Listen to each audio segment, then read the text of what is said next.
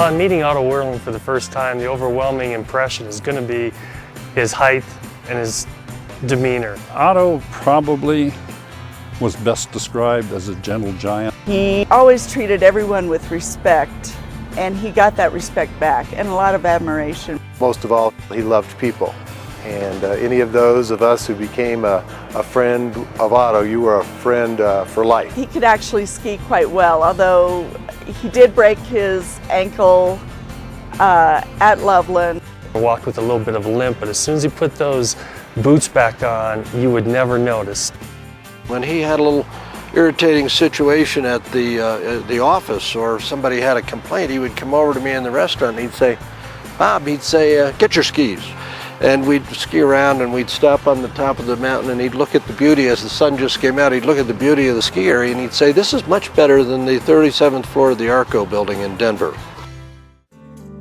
Well, back in the late 30s and early 40s, there'd been skiing up here for quite a long time. The Upham family has been a part of that since the mid-50s and owned it outright since the mid-70s. Otto and Polly came in 1964.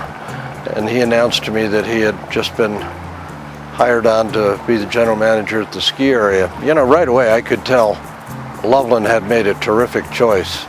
As time went on and all these other resorts began to spring up, Otto had to see what his niche at Loveland Basin was going to be. I have a vivid recollection of a very clever billboard that was right above the Morrison exit. Showed a bunch of turtles with ski racks on their back, and all it said was, "The tunnel is a bore," B-O-R-E, Ski Loveland. Chet and Otto were watching them build the tunnel, and they saw how they were pumping water out and doing things with compressors, and Otto came up with the idea of how they could use the compressors and the water that was being pumped up to actually make snow.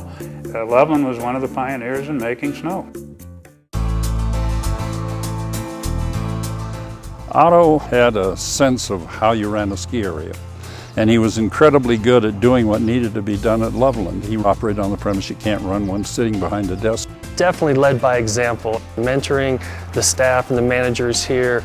Everyone felt that not only did you work for Otto Werlin, but you were friends with Otto Werlin, and you were motivated to do your best, to do well in his eyes, not just professionally, but personally. Was Otto a hero?